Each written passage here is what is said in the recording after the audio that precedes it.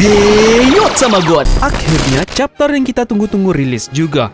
Yap, chapter kali ini ditunggu-tunggu karena pada chapter lalu Oda sudah membuat sukses kita terharu dengan Nine Red Scabbard yang memulai pertarungan dengan sangat epik. Chapter kali ini berisi banyak kejutan, diantaranya kekuatan sejati dari Kaido hingga akan dimunculkannya From Sulong dari para suku Mings. Kali ini kita akan review semuanya di sini. Jadi seperti biasa aku butuh semangat dari kalian untuk menekan like dan komen video ini untuk review kita berikutnya, oke? Bagaimana? Kalian sudah siap?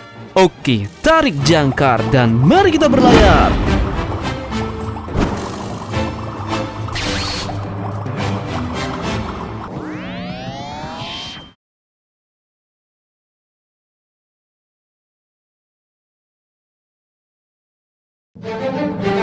Seperti biasa, sebelum kita review chapter ini, baiknya kita flashback sedikit ke chapter lalu yang poinnya adalah terbunuhnya dua antagonis dalam arc Wano ini, yaitu Orochi dan Kanjuro. Tamagon masih saja meragukan kematian mereka entah kenapa. Yang jelas mereka berdua di chapter ini tidak diberi panggung mengenai kabar apakah yakin memang tewas atau tidak. Kemudian pada panel akhir di chapter lalu memperlihatkan Akazayanen yang sukses membuka pertarungan di Onigashima dengan cara to the point menyerang bos utama yaitu Kaido secara bersamaan. Jadi mungkin inilah yang membuat editor Takano terharu sepertinya. Nah, jadi di chapter terbaru kita kali ini kita akan melanjutkan serangan frontal yang Akazayanen berikan ke Kaido. Apakah Kaido tewas? Tidak semudah itu, Fergus. Oyohohoho. Jadi kita akan bahas langsung chapter kita kali ini dan kita mulai terlebih dahulu membahas color spread yang kita dapatkan pada chapter kita kali ini. Color spread kali ini memperlihatkan anggota topi jerami yang menggunakan pakaian santai sedang menaiki anjing bulldog yang besar. Dan kejutan kali ini adalah ikut berkumpulnya sang Hellsman topi jerami yaitu Jinbei yang sudah makin resmi bergabung dengan bajak laut topi jerami. Sebelumnya Jinbei masih diragukan untuk bergabung dengan Mugiwara karena tidak ikutnya dia dalam color spread maupun movie terbaru dari One Piece. Padahal yang kita tahu dia sudah sangat lama bergabung dengan SHP. Seperti biasa, Oda biasanya menyisipkan clue dalam color spread entah itu berhubungan dengan cerita manga untuk kedepannya. Jadi sekarang, apa yang kira-kira menjadi clue pada color spread di chapter ini? Di sini bisa kita lihat beberapa anggota topi jerami memamerkan senjata mereka di gambar ini. Zoro dengan Enmanya, Franky dengan torpedonya, Usopp dengan kabutonya, Brook dengan Soul Solid. Nah, yang unik di sini adalah Luffy menggunakan senjata pipa. Dia memang diketahui memiliki ini sewaktu dia masih kecil bersama dengan gengnya yaitu Sabo dan Ace. Lalu, apakah ini clue bahwa Sabo akan datang ke Wano Kuni? Atau apakah Sabo akan memberikan senjata andalannya tersebut ke Luffy?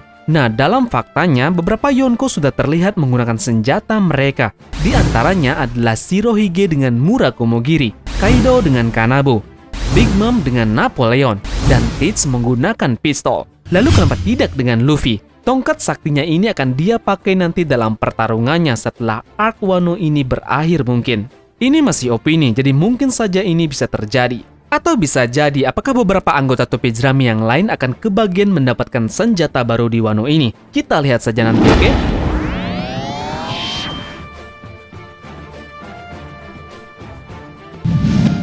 Selama 20 tahun lamanya, para Akazayanen berupaya untuk mencari cara guna melawan Yonko Kaido. Mereka terpecah belah dan bahkan ada sampai yang bergerak sebagai mata-mata.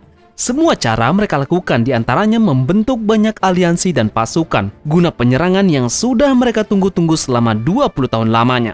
Dan kali ini, tekad dari Oden dan para samurai untuk membuka perbatasan negeri Wano dan mengobarkan api klan Kozuki akhirnya tiba juga. Mereka membuka pertarungan dengan menyerang langsung Kaido secara bersama-sama. Kiku berhasil menusuk tangan dari Kaido. Neko terlihat seperti mencengkram tubuh dari Kaido. Raizo terlihat menyayat leher Kaido. Dan Kinemon berhasil secara frontal menusuk tubuh Kaido dengan emosional. Kaido terlihat terluka dengan kekuatan Akazaya 9. Tubuhnya yang sudah bertahun-tahun tidak terluka akhirnya menerima luka juga. Kali ini, Akazayanen berhasil membuat Kaido terluka. Teknik Ryu lah yang menjadi kunci dari terlukanya Kaido. Bagi yang belum tahu teknik Ryu, teknik ini sama saja dengan teknik yang kita sebut Haki. Penamaannya saja yang berbeda dengan yang ada di Wano. Ini sama saja dengan penamaan Haki Kenbusoko di Pulau Langit yang mereka sebut bernama mantra. Jadi melihat kekuatan dari teknik Ryu, sepertinya akan ada sedikit harapan bagi Luffy untuk menumbangkan Kaido. Ia sudah melatih teknik ini dengan kakek Hyo di Udon. Apa dengan latihan sekilat itu Luffy sudah mantap untuk bertemu Kaido? Tamagon rasa Luffy akan menguasai teknik Ryu tingkat lanjut ini dengan berhadapan dengan salah satu bawahan Kaido terlebih dahulu, atau mungkin setidaknya 2 musuh dulu untuk menguatkan Ryu-nya Luffy. Nah, di pertarungannya itu Luffy pun akan seakan berlatih menggunakan Ryu agar nantinya siap dalam melawan Kaido. Oda pasti akan menambah power up dari Luffy hingga nanti berada di perang puncak. Salah satu user Smile atau Who's Who mungkin menjadi kandidat kuat melawan Luffy.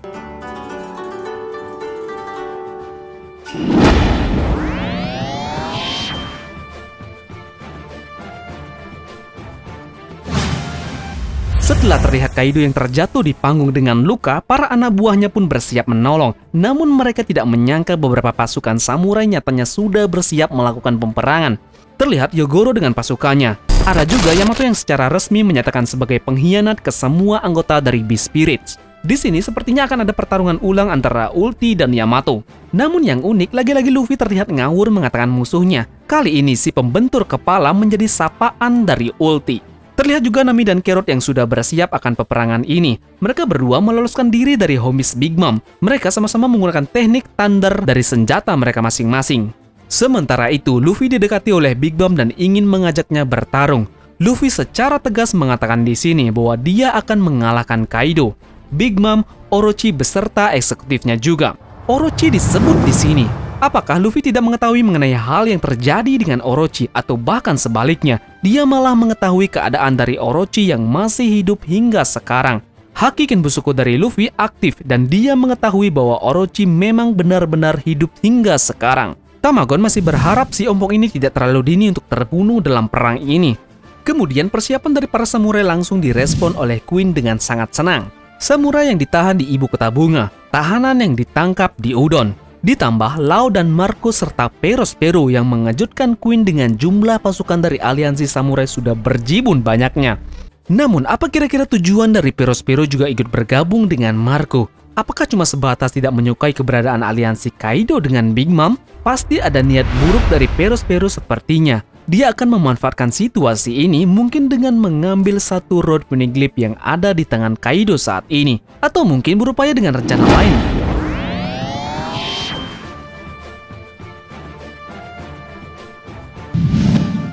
Meski berkali-kali untuk dilukai, namun tampaknya itu tidak terlalu berarti bagi sang naga ini. Bayangkan saja, para samurai terbaik di negeri Wano sudah berupaya ingin membunuhnya secara bersamaan di chapter lalu. Namun tampaknya Kaido masih belum merasakan kesakitan yang sesungguhnya. Apa sebenarnya kekuatan spesial dari Mythical Zoan yang dimiliki oleh Kaido ini?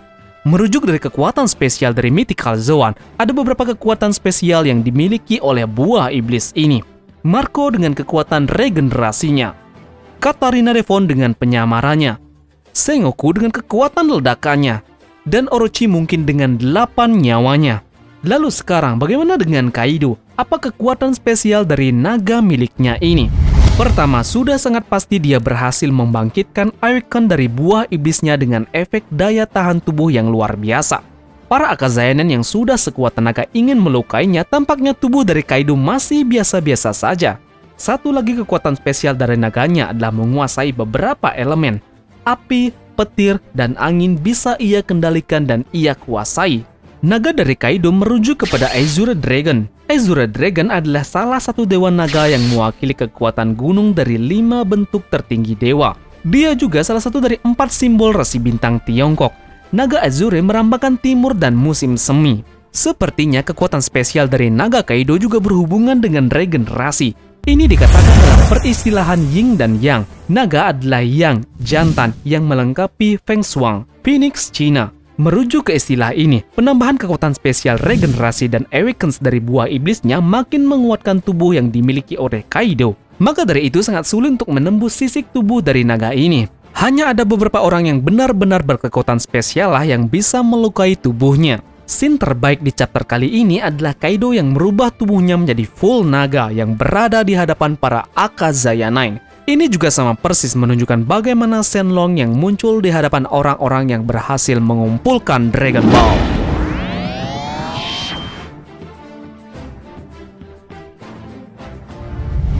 Penutup pada chapter kali ini adalah adanya bulan purnama yang menunjukkan bahwa waktu yang sangat tepat Ming mendapatkan kekuatan sejatinya, yaitu merubah tubuhnya menjadi kebentuk sulong.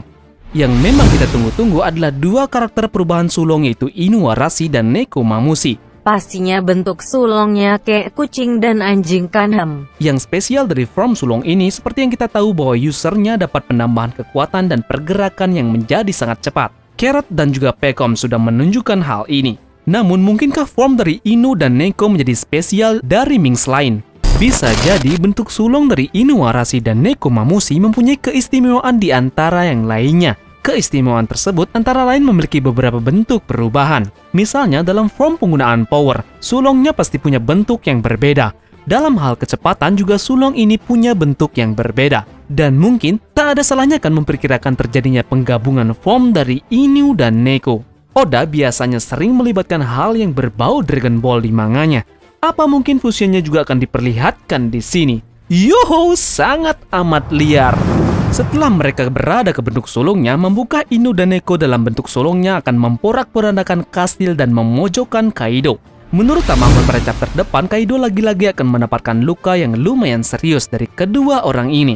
Kemudian pasukan Minx yang lain akan berhasil untuk membantai Kroco dari Kaido sekelas Gifter, Pleasure, atau Waiter secara mudah. Di sini ada beberapa teori dari teman-teman para subscriber kita mengenai apa yang akan terjadi pada bulan purnama tersebut. Teori liar ini dikemukakan oleh Danang Agus Setiawan. Teman kita bilang, bagaimana jika untuk mengalahkan suku Ming, Kaido menghancurkan seperempat bulan, dan akhirnya Enel yang tinggal di bulan marah dan menuju ke Onigashima untuk memeriahkan perang Wano Kuni. Ada juga dari Darmawan Yulianto. Teorinya berkata bahwa saat bulan purnama, selain Ming jadi sulong, Luffy jadi gorila raksasa seperti Goku. Gila, liar, dan liar. Adakah dari kalian mempunyai teori liar seperti mereka? Jadi, apa yang akan kalian harapkan dengan form dari kedua hewan ini? Seberapa kuat menurut kalian form sulong dari Ming berhasil untuk melukai Kaido? Apa ada kekuatan spesial lagi yang mungkin dimiliki oleh Inu dan Neko? Tulis pendapat kalian di kolom komentar ya. Dan jangan lupa like-nya jika kalian suka pembahasan ini. Terima kasih sudah menonton.